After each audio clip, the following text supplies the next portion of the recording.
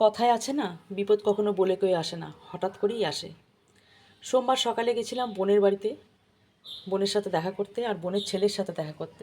বোনের ছেলে তো থাকে না, শুটিংয়ের জন্য বাইরে থাকে, তো শুটিং শেষ হয়েছিল বলে ও দুদিনের জন্য বাড়িতে এসেছিলো।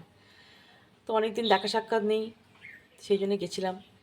মায়েরও ইচ্ছে ছিল যাওয়ার, মানে আমার শাশুড়ি মায়ের ইচ্ছে ছিল যাওয়ার, নাতিকে দেখার, সেই জন্যই যাওয়া। কিন্তু এই যে হঠাৎ করে যেরকম বিপদে পড়বো সত্যি স্বপ্নেও ভাবিনি। হঠাৎ করে মায়ের শ্বাসকষ্ট শুরু হয়েছে, মানে আমার শাশুড়ি মায়ের শ্বাসকষ্ট শুরু হয়েছিল। এতটাই শ্বাসকষ্ট হচ্ছিল, মানে ঘরে রাখাটা খুব রিস্ক হয়ে যাচ্ছিল। তো ওই জন্য আমরা একদম ডাইরেক্ট অ্যাম্বুলেন্স বুক করেছি রাত্রেবেলাতে। তো ছোটো অ্যাম্বুলেন্স একদমই পাওয়া যাচ্ছিলো না, সেই জন্য বড়ো অ্যাম্বুলেন্সকেই বুক করতে হয়েছিল। আর বড়ো অ্যাম্বুলেন্সে একটা সুবিধা আছে, অনেক কিছু সাপোর্ট কিন্তু মা পাবে, যেটা মায়ের এখন খুব দরকার। অক্সিজেন সাপোর্টটা বিশেষ করে দরকার, শ্বাস নিতে কষ্ট হচ্ছিলো। তো যাবো কেজি হসপিটাল, আর সাথে ল্যাগেজও ছিল, সেই জন্য বড়ো অ্যাম্বুলেন্সটাই আমাদের মানে দরকার ছিল আর কি।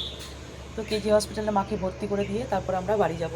বাড়ির সবার মন খারাপ, আনন্দ করতে এসেছিলাম, এক বুক কষ্ট নিয়ে বাড়ি ফিরে যাচ্ছি, সবারই মনটা খারাপ।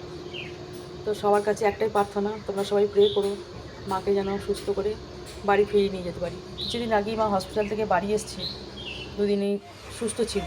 তো ভেবেছিলাম যে সুস্থ হয়ে গেছে, একটু আনন্দ করে আসো, একঘেয়ে হয়ে গেছে ঘরে থেকে থেকে। কিন্তু গিয়ে যে এরকম বিপদে পড়বো সত্যি স্বপ্নেও ভাবিনি।